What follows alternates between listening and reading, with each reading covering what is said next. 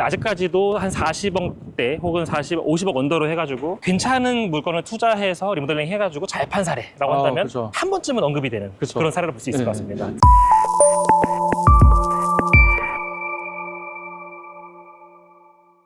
네, 안녕하세요. 네. 빌딩스라입니다. 갑자기 날씨가 따뜻해졌어요. 네, 갑자기 저희 옷이 얇아졌습니다. 그러니까 저번에도 조경래 팀장이니까 강남구청 찍었을 때 네. 날씨 따뜻했잖아요. 제가 찍을 때 항상 날씨가 좋아지거든요. 네. 미세먼지가 많아집니다.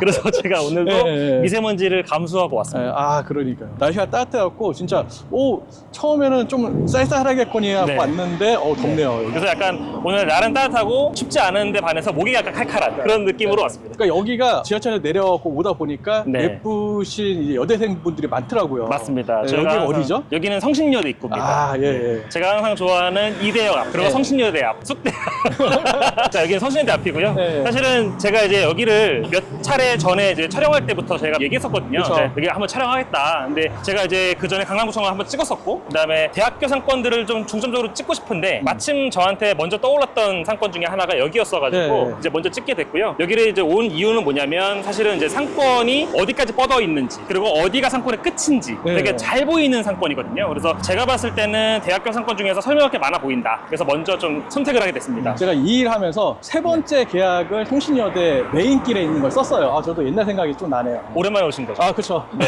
그래서 저도 이제 이쪽을 많이 저희가 임장 올 일이 별로 없으니까 네. 최근에는 많이 오진 않았었는데 거래가 사실 많지 않은 동네긴 하거든요. 그래서 사실은 제가 오늘 준비한 그 매각사례들도 최근 거라기보다는 빨라봐야 1년 전, 그리고 뭐 길게는 10년 전 거까지 준비가 되어 있는데 많지 않은 동네긴 하지만 나름대로 제가 봤을 때는 성북구 내에서는 괜찮을 만한 대학교 상권이다라고 네. 생각을 하는 곳이기 때문에 오늘 한번 들고 와봤습니다. 저도 처음에 여기 왔을 때 상권이 이렇게 좋나라고 해서 깜짝 놀랐었어요. 그때도 이 성신여대 로데오길 같은 경우는 네. 평당 1억 간다 만다 막 이런 얘기 있었거든요. 네네네. 그리고 사람들도 많고 막 이랬는데 네. 네. 오늘은 또 어떻게 변했을지 한번 궁금하긴 하네요. 제가 올 때는 보통 토요일 날 아침 새벽에 일찍 오다 보니까 네네네. 여기가 상권이 좋아졌는지 나빠졌는지를 평가하기 힘들지만 네. 오늘은 그래도 조금 늦은 오후에 네. 오다 보니까 아마 그 평가하기엔 좀 좋을 것 같습니다. 맞습니다. 저도 토요일마다 오잖아요. 그래서 와가지고 이제 토요일 아침에만 확인을 하다 보니까 평일에 네. 학생들 많을 때 한번 확인해 보는 게 좋겠다 싶어서 한번 촬영 한번 나와봤고요. 제가 이제 성신여대 상권들을 간단히 좀 설명드려보면 제가 봤을 때 위치상으로는 사실 좀 아쉬운 상권이긴 합니다. 왜냐면 이제 지하철 타고 올라오면서도 네. 봤지만 이 인근에 좀 큰 상권들이 여러 군데가 있어요. 대표적인 데가 4호선 라인의 해화역 상권, 그 다음에 위쪽으로는 수유동, 미아동이 상권이 있고요. 그리고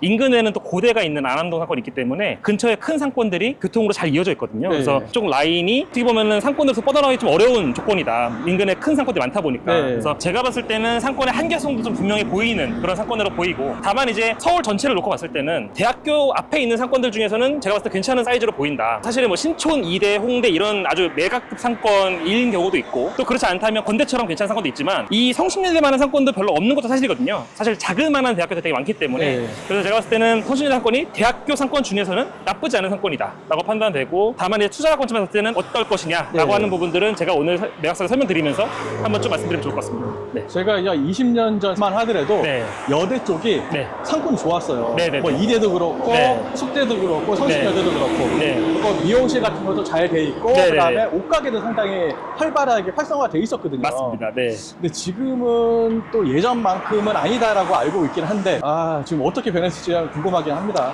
네, 맞습니다. 그래서 제가 오늘은 이제 사례들을 설명드리면서 네. 어떻게 MD 구성이 되고 있는지 이런 것도 좀 설명드릴 예정이고, 마침 또 저희 뒤에 공사 중인 건물이 이제 첫 번째 매각 사례로 제가 설명드릴 수 있는 건물입니다. 작년 5월 달에 계약이 된 물건이고요. 매매가가 42억, 그리고 평당 6천만 원에 거래된 물건입니다. 나쁘지 않네요. 대로벤치고. 네, 맞습니다. 사실 이쪽 라인에 쭉 가보시게 되면 아시겠지만 저 그 코너 건물, 네. 성신여대 여기 있는 대로변 사거리 코너 건물이 2020년도에 평당 1억에 팔린 게 있습니다.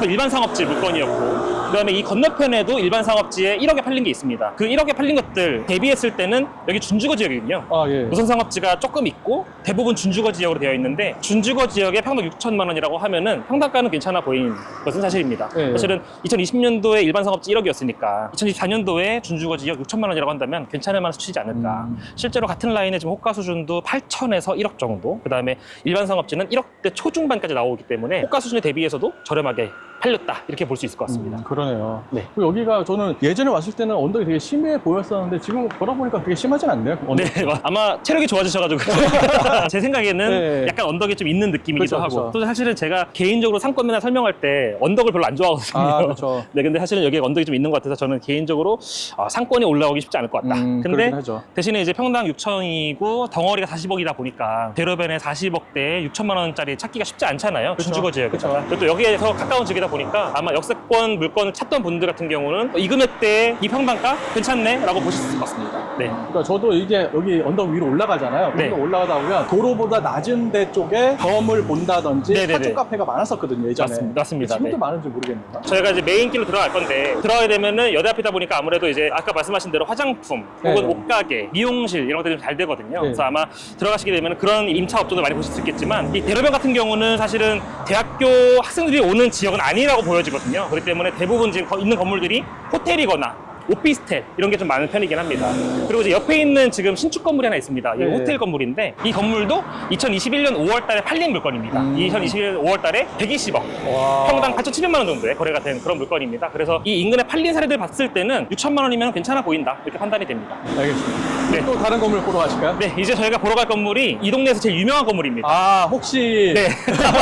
잘 알고 계시는 네. 한 10년 동안 내내 성신들만 나왔다 하면은 나오는 건물이 하나 있습니다. 아, 그렇죠. 그러니까 이런 헌 건물을 이렇게 바꾸면 네. 이렇게 돈이 된다라고 네. 많이들 알고 있잖아요. 네, 집원이 아마 유명할 겁니다. 아. 그런 건물이 하나 있는데 네. 한번 보러 가시죠. 네, 가시죠. 네, 바로 뒤에 있는 이 건물이죠? 맞습니다. 네. 그냥 네이버에다가 스타벅스만 쳐도 나오는 건물. 아, 스타벅스 아주 유명한 투자 사례를 보이고 있는 이 뒤에 있는 스타벅스 건물입니다. 제가 이제 많은 사례들을 그동안 뭐 진행했었고 메가 사례도 많이 브리핑을 했었고 그다음에 강의도 할 때도 많이 언급했던 물건이기도 한데 사실 이 물건이 저희가 봤을 때도 소액대에서 노후된 건물을 매입해가지고 리모델링해서 되게 밸류업을 잘한 사례라고 볼 수 있거든요. 네. 그렇기 때문에 대표적으로 이미 10년이 넘게 지난 메가 사례임에도 불구하고 아직까지도 설명을 하고 있는 그런 건물이기도 합니다. 그러니까 이 건물 같은 경우는 처음 매입 단계부터 스타벅스 들어올 걸 생각해서 매입을 한 거잖아요. 네, 맞습니다. 그 이후에 이제 실제로 이 매입하셨던 분, 박명수 씨 와이프죠. 한수민 씨가 이제 그 이후에도 계속 스타벅스와의 연을 이어나가게 되는 어떤 계기가 되는 건물이기도 합니다. 네. 사실은 이 건물 같은 경우는 2011년도에 한수민 씨가 매입을 했던 건물이고요. 그 당시 29억에 매입하셨습니다. 하신 다음에 리모델링 공사 하고 나서 스타벅스를 임대를 시키고 나서 46억 6천만 원에 매각을 한 사례입니다. 약 17억 정도가 이제 차익이 난 그런 건물이라고. 그러고 나서 계속 스타벅스를 접촉을 하잖아요. 네, 맞습니다. 사실은 이거가 엑스트가 시작이죠. 네. 이거 엑스트하고 나서 그 다음에 이제 방배동으로 하셨죠. 방배동 가셔가지고 주차장 부지를 매입하셔가지고 신축해서 스타벅스 임차하고 또 파시고 그리고 이번에 또 매입하신 것도 서교동에 이제 원래 스타벅스가 있던 건물이에요. 있던 네. 건물을 물론 그 당시 공실이었지만 나간 이후였지만 그때 다시 매입하신 그런 케이스도 있었습니다. 그래서